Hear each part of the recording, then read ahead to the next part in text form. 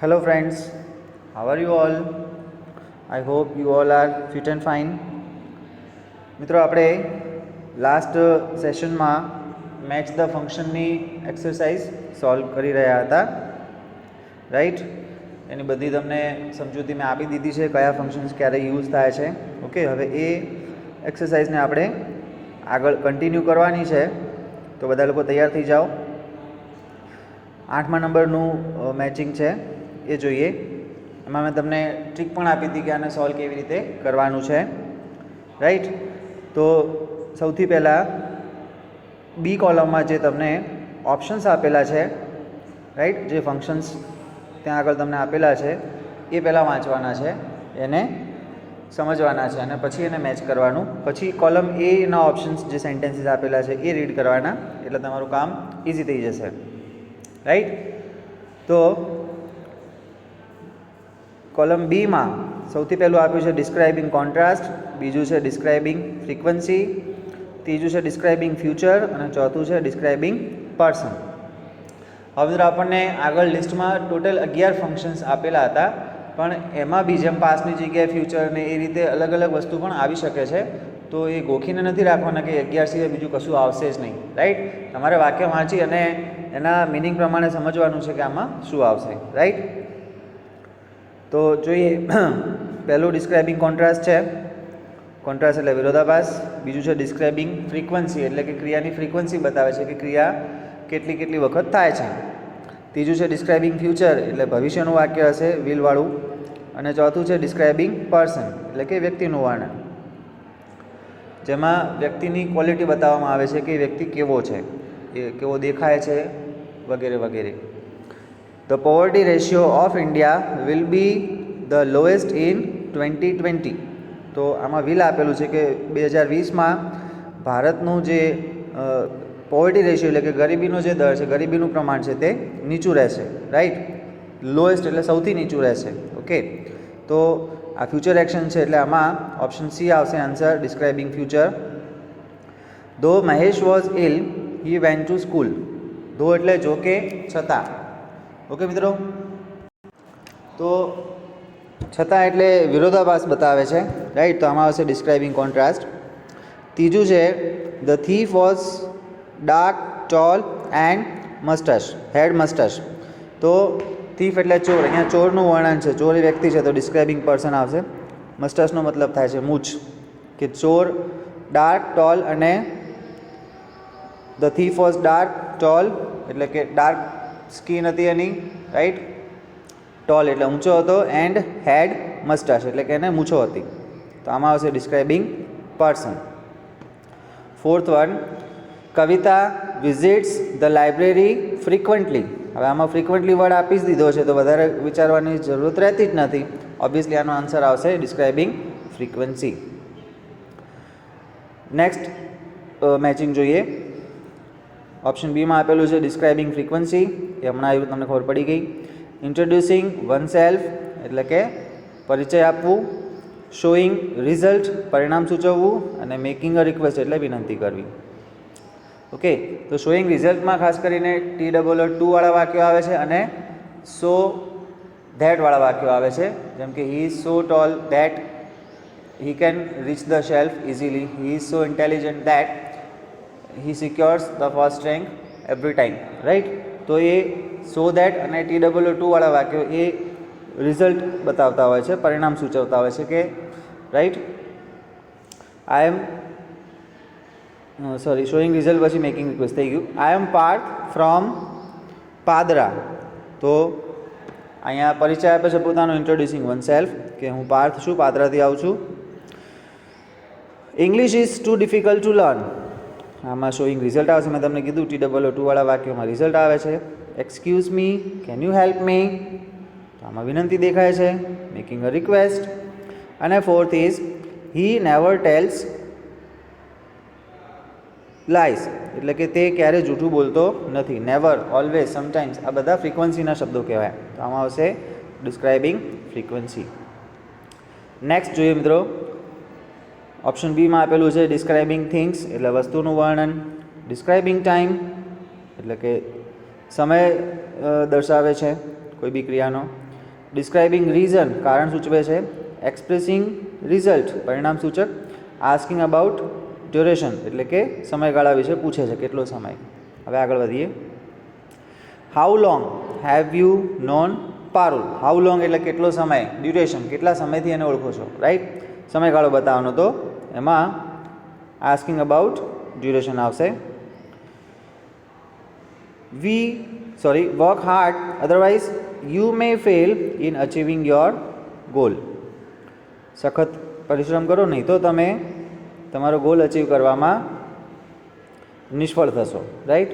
તો આની અંદર થોડું એક્સપ્રેસિંગ રિઝલ્ટ જેવું ફિલિંગ આવી રહી છે કે મહેનત કરો, નહીં તો એનું પરિણામ શું આવશે, તો કે તમે તમારું ગોલ અચીવ કરવામાં અસફળ થશો, રાઈટ. તો આમાં આવશે expressing result. Mister Shah will be in Kashmir during summer. During summer સમય સૂચવે છે, તો describing time. We went to a factory because we wanted to see its product.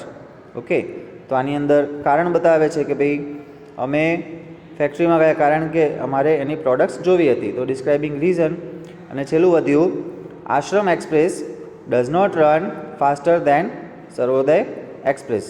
Okay, તો અહીંયા વસ્તુનું વર્ણન દેખાઈ રહ્યું છે એટલે ડિસ્ક્રાઇબિંગ થિંગ્સ આવશે, બરાબર. Ashram express does not run faster than Sarvodaya express. Actually એમાં ડિસ્ક્રાઇબિંગ થિંગ પણ થોડુંક મને ડાઉટફુલ લાગે છે. આમાં કમ્પેરિઝનવાળું ફંક્શન આપવું જોઈતું હતું, પણ બીજું કોઈ છે નહીં, તો થિંગ તરીકે એને લઈ શકીએ છીએ, બરાબર. ઓકે, એના પછી વી સેલિબ્રેટ પહેલાં ઓપ્શન બી વાંચી લઈએ. Describing nature, expressing ability. Nature એટલે પ્રકૃતિ થાય છે, describing nature. Expressing ability.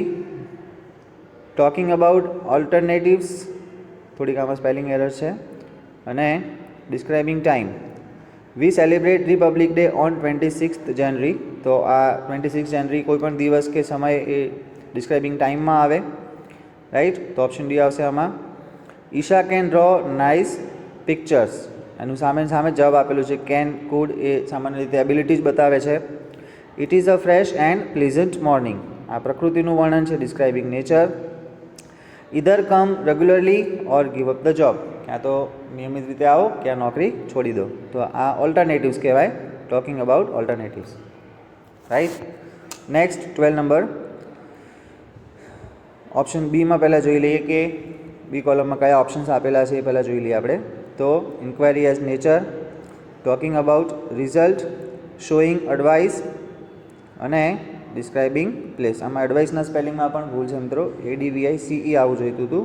As a noun અહીંયા એડવાઇસ આવે છે. એસ તરીકે જ્યારે એસ આવે જ્યારે એડવાઇસમાં, તો એ ક્રિયાપદનું કામ કરે છે, વર્બ ફોર્મ કહેવાય, રાઈટ. અહીંયા આગળ શોઈંગ ક્રિયાપદ આવી ગયું છે એટલે એના પછી નાઉન ફોર્મ આવવું જોઈએ, showing advice. We should grow. અને છેલ્લું છે ડિસ્ક્રાઇબિંગ પ્લેસ, સ્થળનું વર્ણન. We should grow more and more trees. આપણે વધુને વધુ વૃક્ષો વાવવા જોઈએ. તો આ સલાહ આપે છે, શુડથી સલાહ અપાય, showing advice. The Taj Mahal is one of the most beautiful monument of the world. Okay, તો આ સ્થળ છે તાજમહેલ, સ્થળનું નામ છે, તો ડિસ્ક્રાઇબિંગ પ્લેસ આવશે આમાં. When will she have her lunch. Inquiry કરે છે, પૂછતાછ બી ક્યારે લંચ કરશે. I was busy therefore I couldn't attend the phone calls. તો ધેરફોર એ રિઝલ્ટ બતાવે છે, પરિણામ તેથી, રાઈટ. સો અને ધેરફોર રિઝલ્ટ બતાવે છે, ટોકિંગ અબાઉટ રિઝલ્ટ. નેક્સ્ટ છે 13 નંબરનો પહેલાં ઓપ્શન જોઈએ બીમાં. ડિસ્ક્રાઇબિંગ પાસ્ટ, ભૂતકાળનું વર્ણન. ડિસ્ક્રાઇબિંગ અ પર્સન, વ્યક્તિનું વર્ણન. ડિસ્ક્રાઇબિંગ થિંગ્સ, વસ્તુનું વર્ણન. Describing frequency of action. Frequency હમણાં આવી ગયું, ઓલવેઝ, નેવર, સમટાઇમ્સ, ફ્રીક્વન્ટલી, આ બધા ફ્રીક્વન્સીના ઇન્ડિકેટર્સ કહેવાય. હવે આપણે સેન્ટેન્સીસ જોઈએ મિત્રો. The black pen under that book is mine. The black pen, કઈ પેન જે બુક નીચે છે, તો વસ્તુનું વર્ણન છે, describing things. Sometimes Parita visits her uncle's house. Sometimes, always, never એ સીધા ઇન્ડિકેટર્સ ફ્રીક્વન્સીના આવે છે, તો describing frequency of action. Gujarat became, અહીંયા બીકમ ભૂલથી લખ્યું છે, બીકેમ આવવું જોઈએ, પાસ્ટ ટેન્સ, પાસ્ટ ફોર્મ બીકેમનું બીકેમ થાય છે. તો Gujarat became a separate state on 31st May 1950. તો તો પાસ્ટ, ડિસ્ક્રાઇબિંગ પાસ્ટ. અને fourth number is Ramesh is an honest boy. વ્યક્તિનું વર્ણન છે, describing a person. Right. Okay, એના પછી 14 નંબરનું લાસ્ટ જોઈ લઈએ આજનું. ડિસ્ક્રાઇબિંગ પાસ્ટ ઇવેન્ટ, ભૂતકાળની ઘટનાનું વર્ણન. ડિસ્ક્રાઇબિંગ અ પર્સન, વ્યક્તિનું વર્ણન. Describing frequency of action, frequency હમણાં આવ્યું એ, ઓલવેઝ, નેવર, સમટાઈમ્સ, ફ્રીક્વન્ટલી, એ બધું. અને ડિસ્ક્રાઇબિંગ નેસેસિટી એટલે જરૂરિયાત. રાઈટ, એમાં મસ્ટથી નેસેસિટીનો નિર્દેશ થાય છે. Students must submit their assignment by 12 PM. તો ઓપ્શન ડી આવશે આનો answer, describing necessity. Generally I do not prefer to sit near window. Generally પણ ફ્રીક્વન્સીનું જ પાર્ટ કહેવાય, describing frequency of action. Ramanuj visited Shimla during vacation. Visited past છે, describing past event. અને he saw a tall slim young girl at the bus stop, describing person. Okay મિત્રો, તો આટલા સુધી રાખીએ છીએ આજે. આઈ હોપ કે 2 દિવસના સોલ્યુશનમાં, પ્રેક્ટિસમાં તમને ફંક્શન્સની સારી એવી સમજૂતી મળી ગઈ હશે. સ્ટીલ જો તમને કોઈ ડાઉટ કે કન્ફ્યુઝન હોય, રાઈટ, તો કોલ કે મેસેજથી તમે તમારી ડિફિકલ્ટી સોલ્વ કરાવી શકશો. ઓકે મિત્રો, thank you very much. Practice ચાલુ રાખજો. ઇંગ્લિશને વધુમાં વધુ વાંચતા રહો, ઇંગ્લિશને વધુમાં વધુ સાંભળતા રહો, ઇંગ્લિશને વધુમાં વધુ બોલતા રહો. કારણ કે મિત્રો, અત્યારથી જો તમારે ઇંગ્લિશમાં બોલવાની જો પ્રેક્ટિસ હશે, ટેવ હશે, તો મોટા થતાં થતાં તમારી પાસે એ લેંગ્વેજ ઉપર સારી એવી કમાન્ડ આવી જશે. અને આજના મોડર્ન યુગમાં મિત્રો, આધુનિક યુગમાં જો તમને ઇંગ્લિશ બોલતા નથી આવડતું, તો મિત્રો જીવનમાં આગળ વધવાનું કામ એ ખૂબ જ અઘરું થઈ રહેશે. રાઈટ. તો મારી તમને સિમ્પલ એડવાઇસ છે કે વધુમાં વધુ ઇંગ્લિશના સંપર્કમાં રહો. ઓકે મિત્રો, thank you very much. Have a nice day. God bless you.